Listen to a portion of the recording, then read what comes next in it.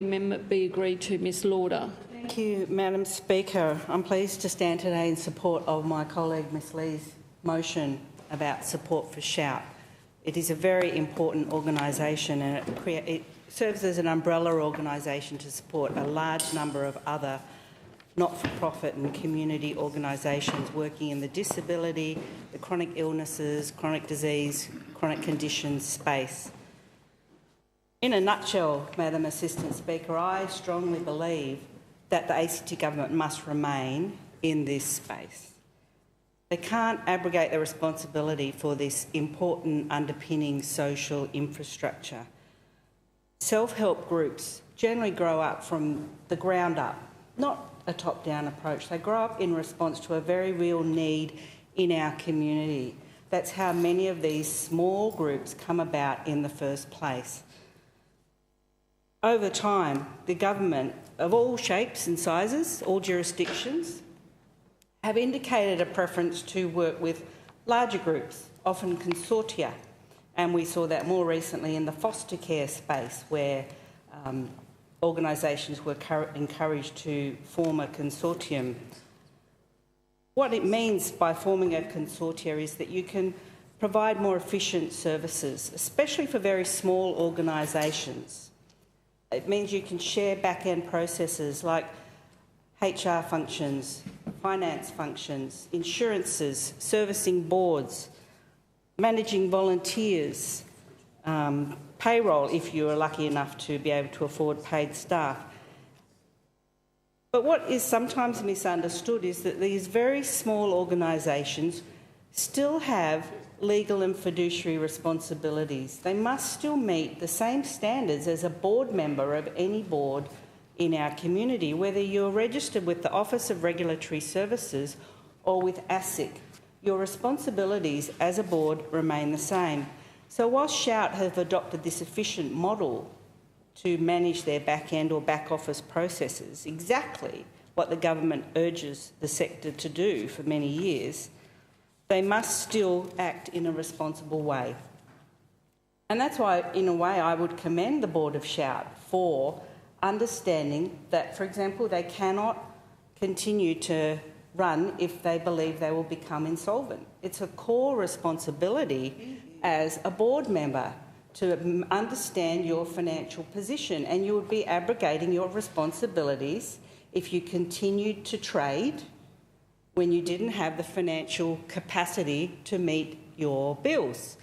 You can't wait on the never for some perhaps grant to come through, maybe, perhaps, who knows whether you're going to get the funding or not.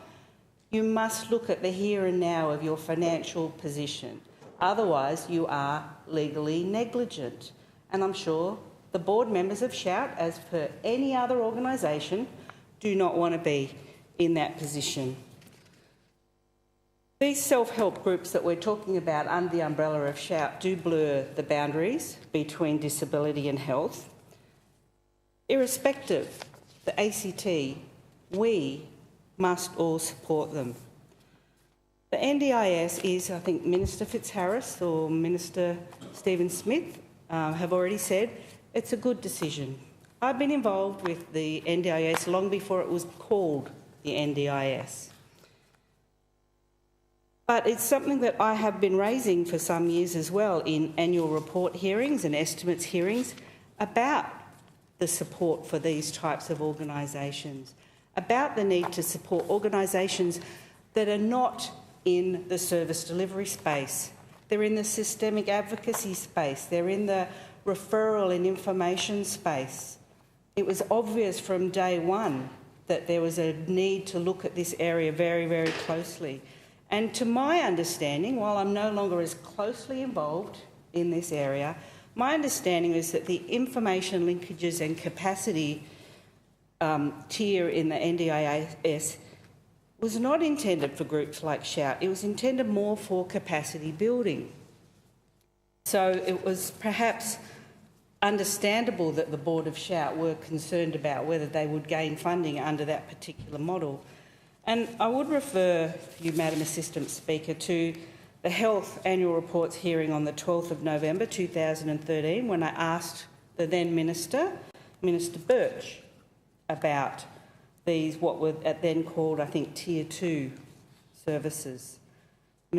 One of the public servants said, yes, as being a launch site, we're essentially in the process of resolving these complex issues as we face them. She also said, we're very much in the front seat of influencing the design of the full scheme because we were one of the pilot sites. So I used the example of the Deafness Resource Centre, which I was familiar with their model of working. They may provide some services, but generally they're an information and referral centre for people who may be experiencing deafness or hearing loss in their life.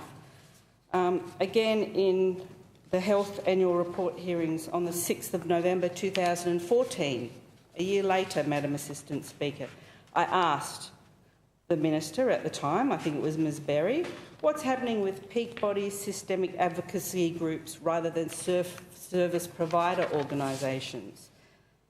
And no, it might have been Ms Birch still at that time.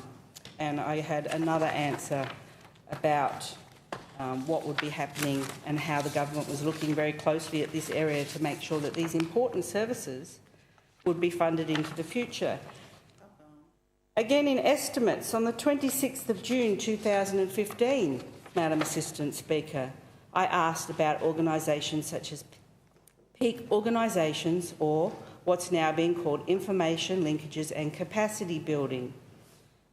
So it's not something that's a surprise. And during the course of these hearings, the Minister did refer to the $20,000 grant that Shout received and other organisations have received. But it's something that is quite clearly, from years ago, was at risk of falling through the cracks. And for an organisation like Shout, an umbrella body covering 35, 40, 45 different organisations, it's obvious that they are assisting small grassroots organisations to meet the needs of those families. It's the closure, if it happens, of Shout is likely to have a profound impact on those 30 or more volunteer self-help groups in the ACT.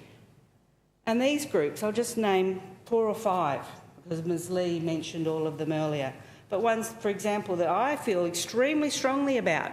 There are many of them, but just a couple. Children with Down syndrome, Friends of Brain Injured Children, Bosom Buddies, Brain Tumour Alliance and PWD ACT. For some families and people with disability,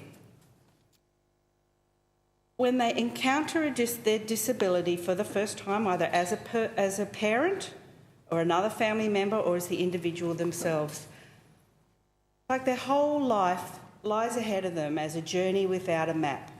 And these information and referral services can help them to sketch out a roadmap of where they need to go in the future. They can talk with other people who've been through the same thing. And for some people, that is so incredibly powerful. Many people feel that they're alone. They don't have anyone else to turn to for information. These groups provide those linkages to other people in the community and provide that really vital information. My colleague Ms Lee referred to the Minister's information today as disingenuous, and I think Ms Fitzharris talked about it, disappointing comments. I would go a lot further than disingenuous. To me, it's disgusting. It's despicable and it's incredibly damaging, potentially, to people with disability and their families and the organisations that have been built up from the ground up over many decades to support these people. We all know that people with disability want the same things in life as other people. They want the opportunity to live an ordinary life. That's to have housing, to have a job, to have a good education and have linkages within the community. These groups help to provide that service. I feel very strongly that we, as the Assembly, as representatives of our community, shouldn't be talking about the federal government do this, and these are our people. These are our people. We shouldn't be abandoning them for the sake of a political point. I urge you to support Ms Lee's motion. The question is the amendment agreed to?